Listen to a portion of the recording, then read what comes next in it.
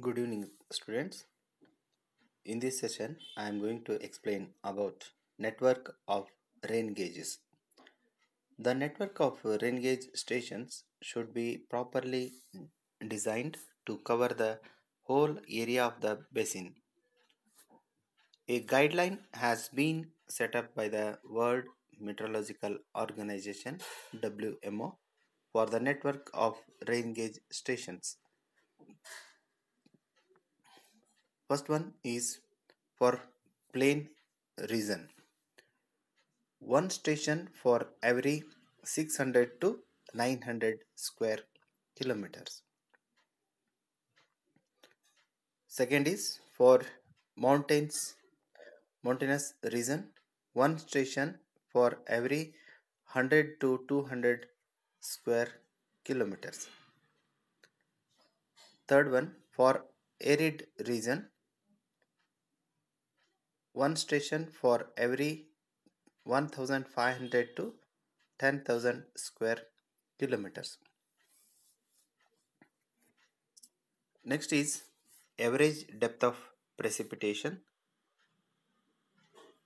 One rain gauge station cannot represent a large basin, so a basin is always composed of many rain gauge stations which are evenly distributed throughout the whole basin.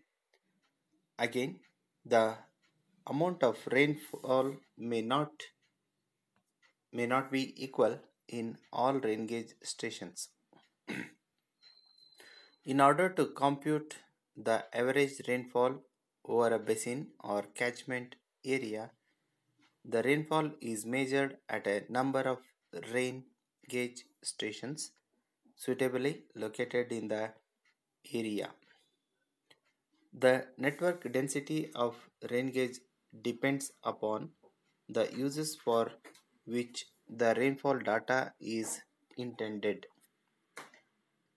A network should be so planned as to have a representative picture of the areal distribution of rainfall.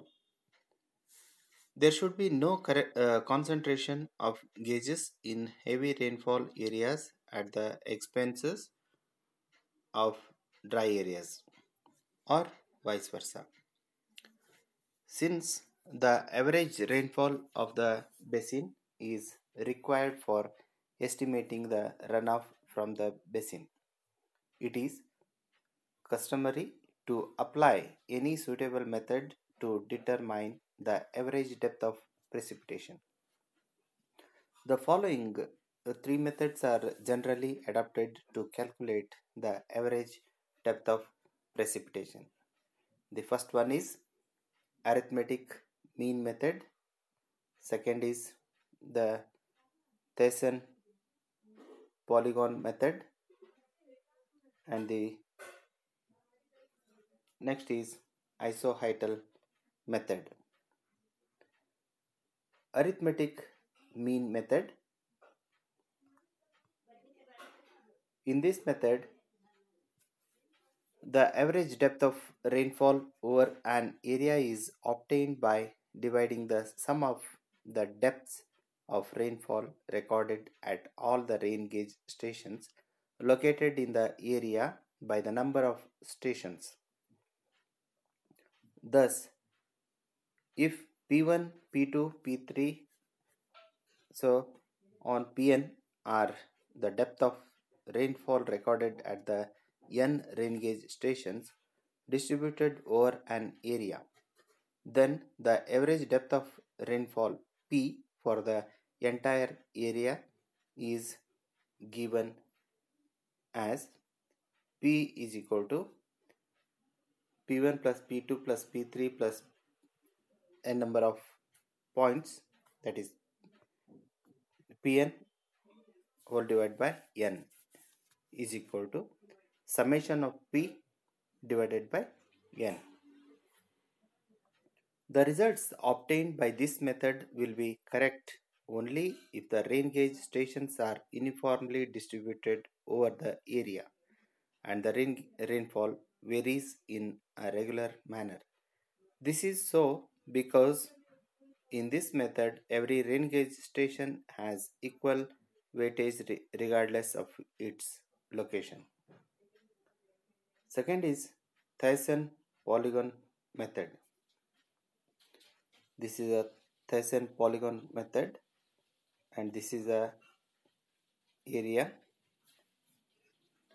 This method is used for non-uniform rain gauge network by assigning weights to station data in proportion to the space between the rain gauge stations.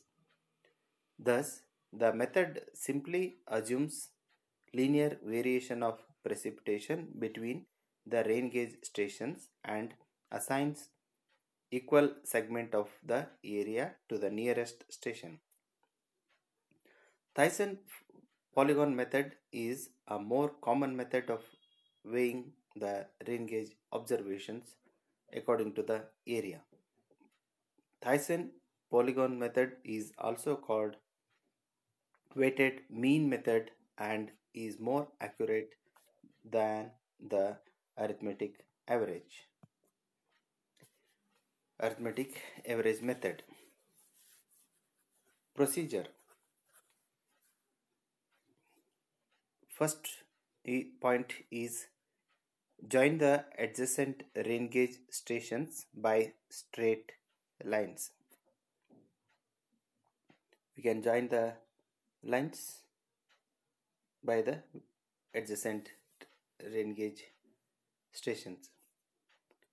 Second is construct the perpendicular bisectors of each of these lines.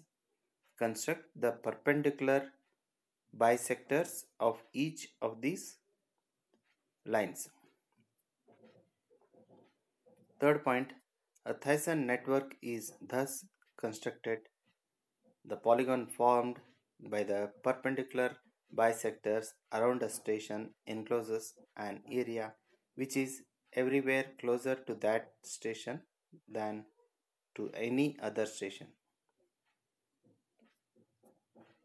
Find the area of each of these polygons. And the fourth is multiply the area of each Thyssen polygon by the rain gauge value of the enclosed station.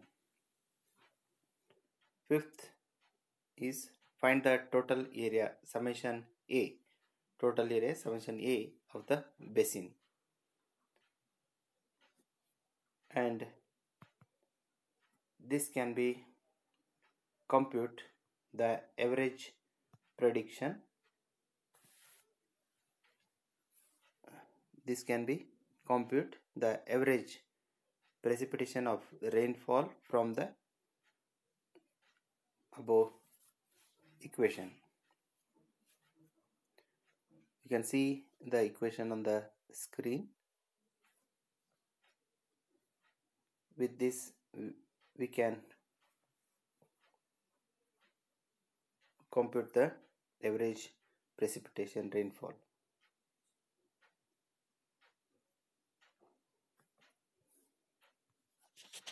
And the second one is next is isoheital method.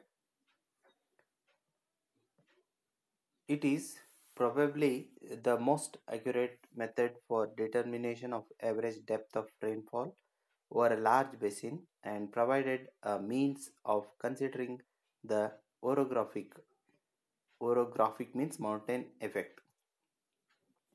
In this method, the stations and rainfall values are plotted on a map to a suitable scale. Then the contours of equal precipitation, that is isoheights, are drawn. In constructing the isoheightal map, full use of the orographic effects of elevation on rainfall orographic effects of elevation on rainfall and storm movements can be made so that the final map may represent a more realistic pattern of rainfall. Isoheights are the contours of equal rainfall. You can see the equal heights of the contours in this on the screen. Procedure to find out to measure the rainfall. First is plot rainfall at each station. Second is prepare isoheightal map of the area enclosed. Third step is areas between successive isoheights are measured by means of planimeter. Next is each of these areas is multiplied by the average rainfall intensity between the successive isoheights. Average rainfall is determined from the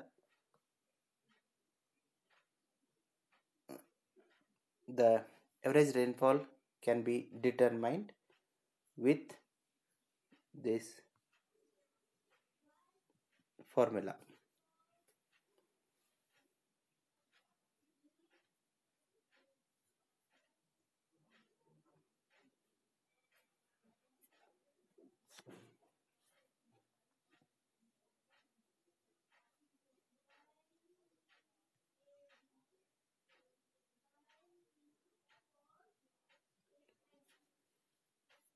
So what are the advantages of this isoheightal method?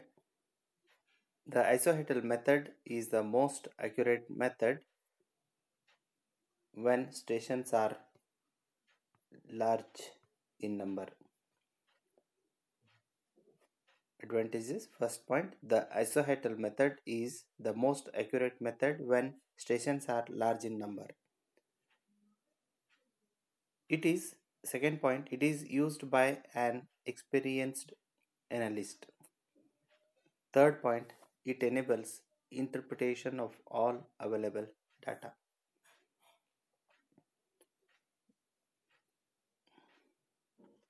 So this is about the types of the average mean method.